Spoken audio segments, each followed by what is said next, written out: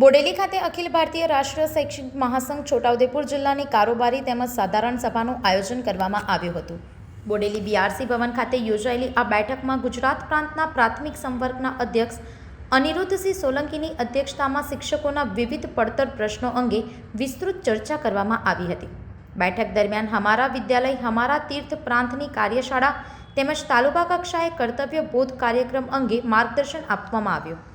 સાધારણ સભામાં આગામી 3 વર્ષ માટે જિલ્લા તથા તાલુકાની નવી ટીમોની ઘોષણા કરવામાં આવી, જેમાં સતત બીજી વખત બાપુભાઈ રાઠવાને જિલ્લા અધ્યક્ષ તરીકે પસંદ કરવામાં આવ્યા હતા, જ્યારે મહામંત્રી તરીકે વિજયભાઈ સોલંકી અને સંગઠન મંત્રી તરીકે માલભાઈ રાઠવાની વરણી કરવામાં આવી.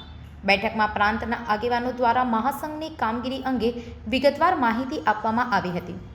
અખિલ ભારતીય રાષ્ટ્રીય શૈક્ષિક મહાસંઘ છોટાઉદેપુર જિલ્લાની આજે જિલ્લા કારોબારી બેઠક અને સાધારણ સભા બેઠકનું આયોજન હતું, જેમાં છોટાઉદેપુર જિલ્લામાંથી 150થી વધારે શિક્ષક ભાઈ બહેનો આ જિલ્લા કારોબારી અને સાધારણ સભા બેઠકમાં ઉપસ્થિત રહ્યા હતા.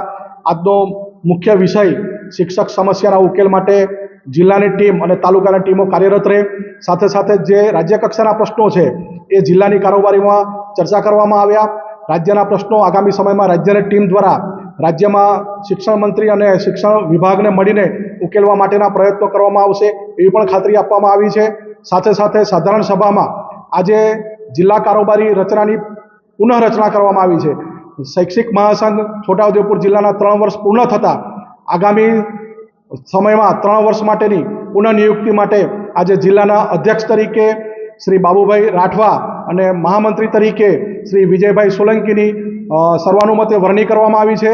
સાથે સાથે જિલ્લા ટીમની સંપૂર્ણ જિલ્લા ટીમની ઘોષણા પણ કરવામાં આવી છે અને દરેક તાલુકાની ટીમની સંપૂર્ણ ઘોષણા કરવામાં આવી છે. આગામી સમયમાં શિક્ષકોના પ્રશ્નો, વિદ્યાર્થીઓના પ્રશ્નો અને સમાજના કાર્યોમાં શૈક્ષિક મહાસંઘના તમામ હોદ્દેદારો, કાર્યકર્તા, બંધુ ભગીની સંપૂર્ણ રીતે જોડાઈને કાર્યરત રહેશે એવી આજના કારોબારીમાં ચર્ચા કરવામાં આવી છે. બોડેલીથી સંવાદદાતા સાથે અભિપ્રાય ન્યૂઝ વડોદરા.